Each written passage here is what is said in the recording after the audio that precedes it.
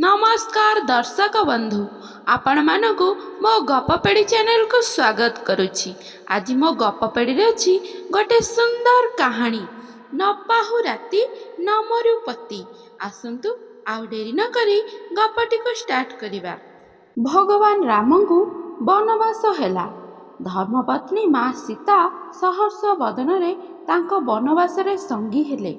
बाल्यकालरू अग्रजंक पछरे दौड़ुथिबा लक्ष्मण केमिति रामको ठारू दूरेई जाइथान्ते।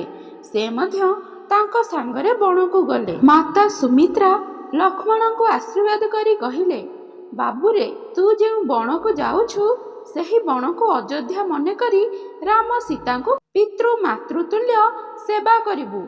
माँ ठारू आशीर्वाद घानी लक्ष्मण चलिले पत्नी उर्मिला कक्ष आड़े।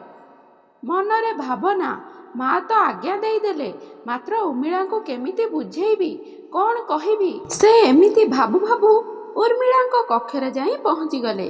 देखंती तो उर्मिला हस्तरे आरती थाली धरी दंडायमान। लक्ष्मण को देखी से कहिले, आपण मो चिंता छाड़ंतु, प्रभुंक सेवा पाई बण को जांतु। मो जोगु आपणक सेबारे कौनसी बाधा न आसु, सेथिपाई मु आपणक साथिरे वन को जीवाको आदौ जिद्दी करिबि नाही। एहा ही पत्नीर वास्तव धर्म। पतिर कथा को जानी संशय दूर करिबा ही आदर्श पत्नीर कर्तव्य। लक्ष्मण रामंक सहित वन को चलीगले। उर्मिला अयोध्या रे 14 वर्ष काल तपस्विनीर जीवन यापन कले।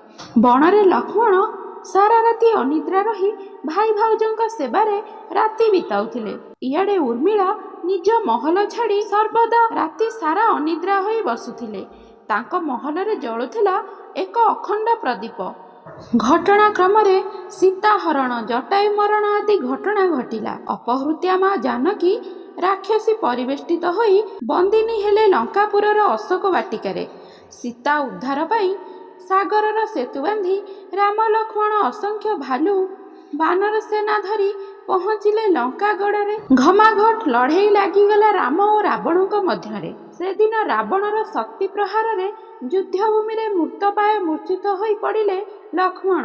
अनुज लक्ष्मण को कोଳରେ धरी राम कांदिबाकू लागिले। वैद्य सुसेन आसी सौमित्रंक नाड़ी परीक्षा करी कहिले, लक्ष्मणक शरीर रे प्राण अछि। राति पाहिबा आगरु संजीवनी बूटी अणा जाई पारिले लक्ष्मण जी उठिबे।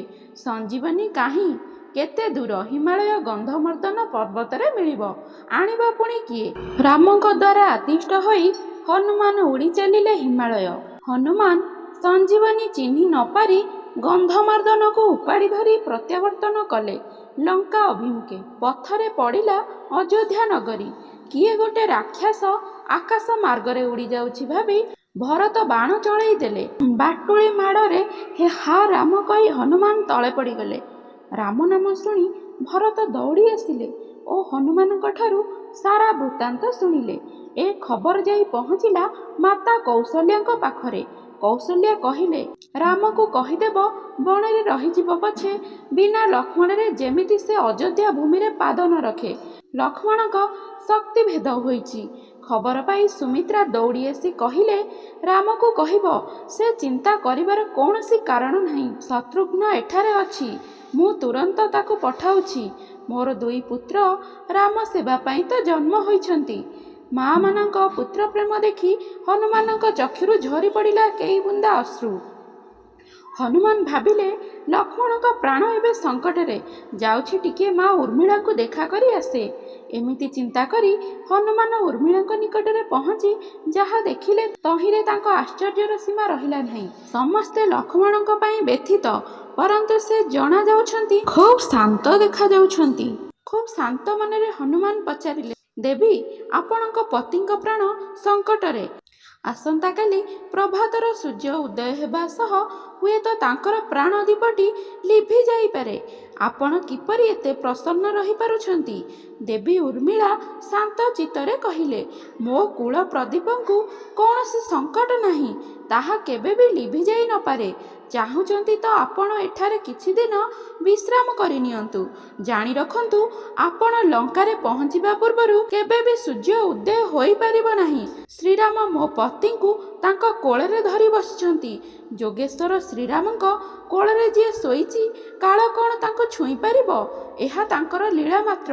ଦେବୀ ପୁଣି କହିଲେ, ଲକ୍ଷ୍ମଣ ଯେବେଠାରୁ ବଣକୁ ଗଲେଣି ସେବେଠାରୁ ଶୋଇନାହାନ୍ତି। ସେଇଥିପାଇଁ କିଛି ସମୟ ବିଶ୍ରାମ ନେଉଛନ୍ତି। ପୁଣି ଭଗବାନଙ୍କ କୋଳ ମିଳିଯାଇଛି ତ ବିଶ୍ରାମ ଟିକେ ଅଧିକ ହୋଇଯାଉଛି। ସେ ଉଠିଯିବେ, ତୁମେ ଚିନ୍ତା କର ନାହିଁ। ପାଖରେ ଦପ୍ଦପ୍ ଜଳୁଥିବା ପ୍ରଦୀପକୁ ହନୁମାନଙ୍କୁ ଦେଖାଇ କହିଲେ, ହେଇ ଦେଖ, ତାଙ୍କ ପ୍ରାଣ ପ୍ରଦୀପ କିପରି ଜଳୁଛି। ଏଣୁ ହେ ହନୁମାନ, ଆପଣ ନିଶ୍ଚିନ୍ତ ରୁହନ୍ତୁ। ଆପଣ ନ ପହଞ୍ଚିବା ପର୍ଯ୍ୟନ୍ତ ସୂର୍ଯ୍ୟ ଉଦୟ ହୋଇପାରିବ ନାହିଁ। ପବନ ପୁତ୍ରଙ୍କୁ ବୁଝିବା ପାଇଁ ଆଉ କିଛି ବାକି ରହିଲା ନାହିଁ। ସେ ଦେବୀ ଉର୍ମିଳାଙ୍କ ପାଖରୁ ଫେରିଆସି ହୁଙ୍କାର ନାଦ କରି ଗନ୍ଧମାର୍ଦ୍ଦନକୁ ବାମ ହାତରେ ତୋଳି ଧରିଲେ ଏବଂ ଜୟ ଶ୍ରୀରାମ କହି ଆକାଶକୁ ପ୍ରବଳ ବେଗରେ ଲମ୍ଫ ଦେଇ ଲଙ୍କା ଦିଗରେ ଉଡ଼ାଣ ଆରମ୍ଭ କରିଦେଲେ। ସମସ୍ତେ ହନୁମାନଙ୍କ ଆସିବା ପଥକୁ ଚାହିଁ ବସିଥାନ୍ତି। ରାତି ଶେଷ ପ୍ରହର ବେଳକୁ ସେ ଯାଇ ପହଞ୍ଚିଲେ। ବୈଦ ସୁଷେଣ ଲକ୍ଷ୍ମଣଙ୍କୁ ସଞ୍ଜୀବନୀ ଉପଚାର କରିବାରୁ ସେ ଚକ୍ଷୁ ମଳି ମଳି ନିଦରୁ ଉଠିଲା ପ୍ରାୟ ଉଠି ପଡ଼ିଲେ। ପ୍ରଭୁ ଶ୍ରୀରାମ ଆନନ୍ଦ ଅତିଶଯ୍ୟରେ ହନୁମାନଙ୍କୁ କୁଣ୍ଢାଇ ଧରିଲେ। ତାଙ୍କୁ ଘେରି ବସିଥିବା ସୁଗ୍ରୀବ, ଜାମ୍ବବାନ, ଅଙ୍ଗଦ, ନଳ, ନୀଳ ତଥା ଅନ୍ୟ ଭାଲୁ ବାନରମାନଙ୍କର ଆନନ୍ଦର ସୀମା ରହିଲା ନାହିଁ। ସମସ୍ତଙ୍କ ଆନନ୍ଦ ଲକ୍ଷ୍ମଣ ଜୀ ଉଠିଲେ। କାହାଣୀଟି ଏତିକି, ମୋ ଗପ ପେଡ଼ି ସେତିକି। ଆପଣମାନେ ଶୁଣୁଥିଲେ ନପାହୁ ରାତି ନମରୁପତି।